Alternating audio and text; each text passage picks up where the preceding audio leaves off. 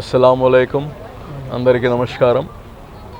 ఈరోజు రంజాన్ మాసం ఉపవాసంలో భాగంగా ఈరోజు ఇక్కడ ఇఫ్తియారీకి అబ్బాస్ అలీ ఖాన్ మస్జిద్ 400 సంవత్సరాల చరిత్ర ఉండే మస్జిద్ ఇది. దీనికి ఆ రోజుల్లో ఎవరైతే ఈ మస్జిద్ కోసం అనేక ఆస్తులు సమాజం కోసం దానాలు చేయడం జరిగింది, వఫ్ చేయడం జరిగింది. అయితే ఇప్పుడు ఉండే ఈ స్థలం కానీ ఇక్కడ 1 ఎకరా 4 సెంట్లు ఉండాలి. అన్ఫార్చునేట్ ఇప్పుడు దీంట్లో ఒక 200-300 అంకణాలు కానీ లేవు. సో అలాగా అనేక స్థలాలు కానీ ఉన్నాయి దీనికి. అవన్నీ కానీ ఇప్పుడు నిన్ననే నూతన కమిటీని అనౌన్స్ చేయడం జరిగింది.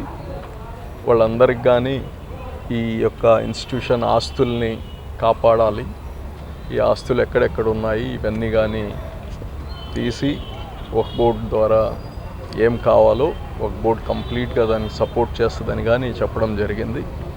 అదేవిధంగా ఈ రంజాన్ పండగ రాష్ట్రం మొత్తం, ప్రపంచం మొత్తం కానీ ఈ యొక్క పండగ ప్రేమ, శాంతి, దాతృత్వం ఇవన్నీ ఒక పేదవాడి ఆకలి తెలవాలి. ప్రతి ఒక్కరికి ఆ ఆకలి తెలిసినప్పుడే ఆ ఎదుటి మనిషి యొక్క సమస్య తెలుస్తుందని ఒక మెసేజ్ ఈ యొక్క పండగతో ప్రతి ఒక్కరూ, ప్రతి ముస్లిమ్స్ కానీ ఈ యొక్క పండగకి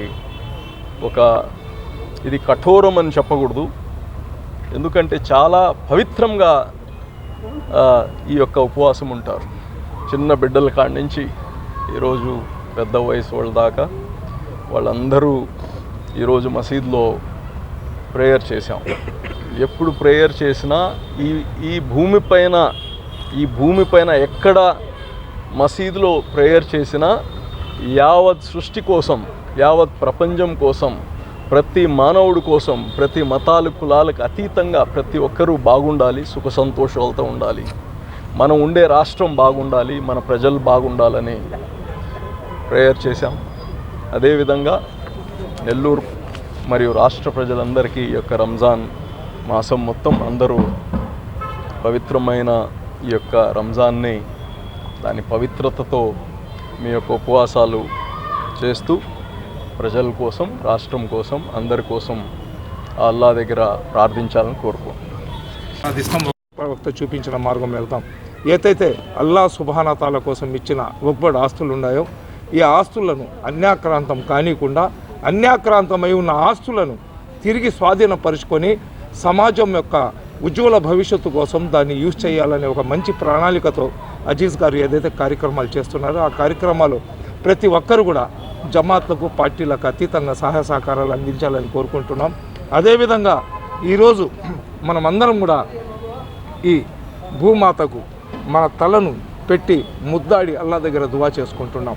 మనం ఎప్పుడు కూడా నమాజ్ చదివినప్పుడు మా కోసం, మా తల్లిదండ్రుల కోసం, మా బిడ్డల కోసం మేము దువా చేసుకుంటూ విశ్వంలో ఉన్న ప్రతి ఒక్కరూ, ఈ దేశంలో ఉన్న ప్రతి ఒక్కరూ, అదేవిధంగా కులాలకు మతాలకు అతీతంగా మా దేశం సస్యశ్యామలంగా ఉండాలా, మా దేశం అన్ని రంగాల్లో ముందు ఉండాలని చెప్పి అల్లా దగ్గర మేమంతా దువా చేసుకుంటున్నాం. ఎందుకంటే ఇస్లాం ధర్మం అనేది సర్వమత సమానత్వం చూపిస్తుంది. మనం ఏ దేశంలో పుట్టినామో ఆ దేశాన్ని మా ప్రాణం కన్నా ఎక్కువగా ప్రేమించడం మాకు నేర్పించింది. కాబట్టి మన దేశం ఇప్పుడు ఎదుర్కొంటున్న పరిస్థితుల నుంచి మళ్ళీ దేశం పాత రోజుల్లో ఏ విధంగా సర్వమత సమానత్వంతో ఉండిందో ఆ విధంగా ముందుకు రావాలని చెప్పి అల్లా దగ్గర దువా చేయడం జరిగింది. ఇక్కడ వచ్చిన ప్రతి ఒక్కరికి, ఇక్కడ ఉన్న ప్రతి ఒక్కరు కూడా అల్లా దగ్గర మన దేశ సమైక్యత కోసం, రాష్ట్ర సమైక్యత కోసం, అదేవిధంగా మనకు సంబంధించిన అన్యక్రాంతమైన వక్ఫ్ ఆస్తుల రక్షణ కోసం దువా చేశారు. అస్సలాము అలైకుం.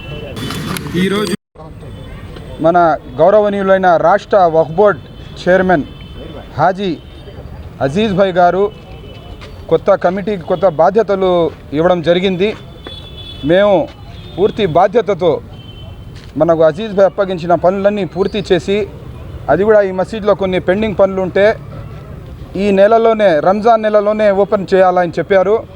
షబ్బే ఖదర్లో మేము ఈ మసీద్ని ఓపెన్ చేయాలని చెప్పి మేమంతా కమిటీ వాళ్ళు అనుకుని ఉన్నాము. ఈ మసీద్ ఒక చరిత్ర కలిగిన మసీద్, ఇది 400 ఏళ్ల నాటి మసీద్.